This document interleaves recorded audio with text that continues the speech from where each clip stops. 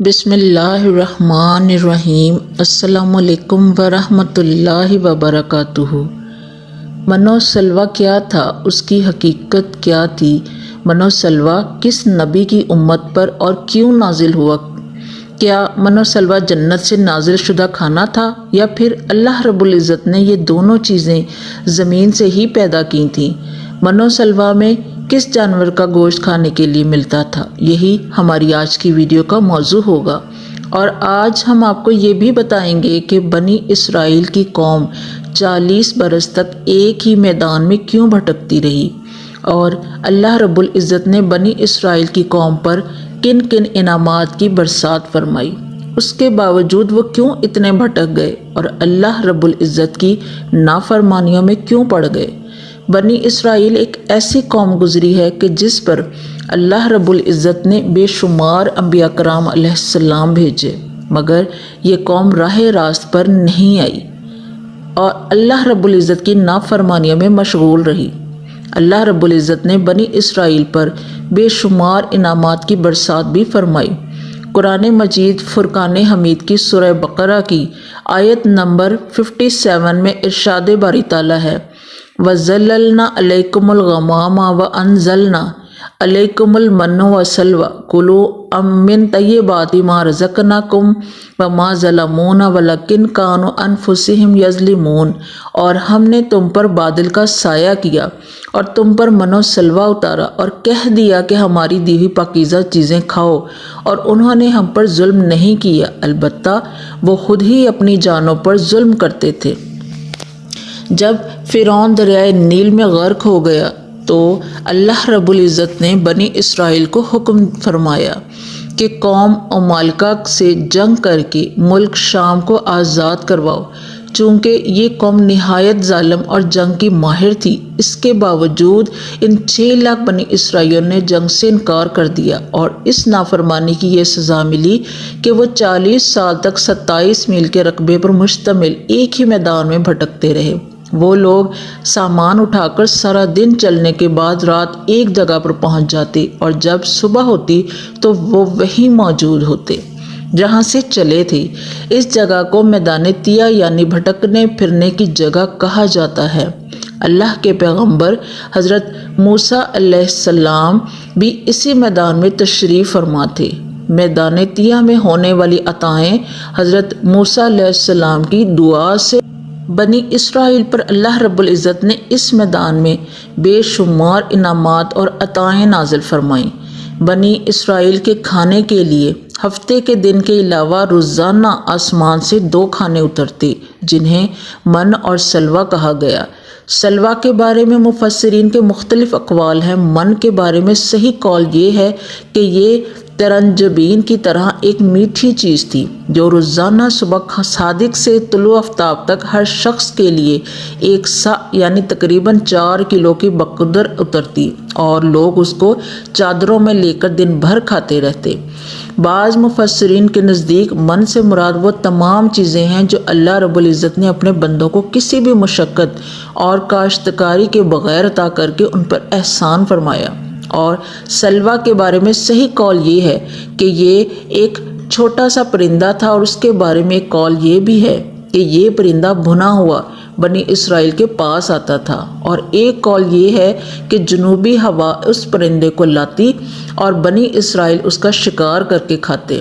اللہ رب العزت نے قرآن مجید فرقان حمید میں ارشاد فرمایا، اور ہم نے تم پر بادل کا سایہ کیا اور تم پر من و سلوہ اتارا اور کہہ دیا کہ ہماری دی ہوئی پاکیزہ چیزیں کھاؤ، اور انہوں نے ہم پر ظلم نہیں کیا، البتہ وہ خود اپنی جانوں پر ظلم کرتے تھے۔ ناظرین، کوہ طور کا ایک سفید پتھر ان کے پاس تھا۔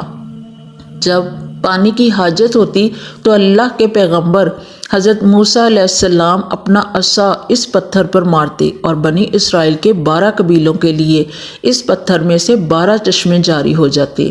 یہ وہی عصا تھا جسے حضرت موسیٰ علیہ السلام نے فرعون کے جادوگروں کے سامنے پھینکا تھا، اور اللہ رب العزت نے اس عصا کو ایک اژدہا بنا دیا تھا۔ اس عصا کی برکت سے اس پتھر میں سے بنی اسرائیل کے 12 قبیلوں کے لیے 12 چشمے اللہ رب العزت جاری فرما دیتا۔ دھوپ سے بچاؤ کے لیے ایک بہت بڑا سفید بادل سارا دن بنی اسرائیل کے لوگوں پر سایہ کرتا۔ رات میں میدان کے بیچ میں ایک نورانی ستون اترتا جس کی روشنی میں وہ لوگ کام کاج کرتے۔ اللہ رب العزت نے ان لوگوں پر اتنی عنایتیں کی کہ ان کے بال اور ناخن تک نہیں بڑھتے تھے، کپڑے پھٹتے نہ ہی میلے ہوتے۔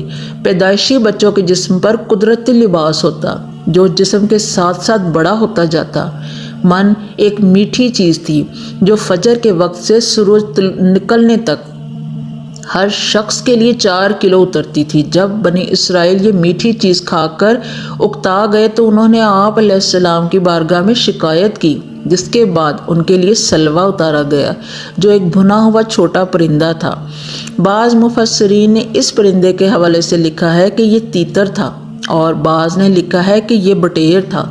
من و سلوہ کے حوالے سے روایات میں آتا ہے کہ یہ ایک ایسا کھانا تھا جو انتہائی آسانی سے ہضم ہو جاتا تھا، رنگ، خوشبو اور ذائقے میں بے مثال تھا، ہر طبیعت و مزاج کو موافق آتا تھا۔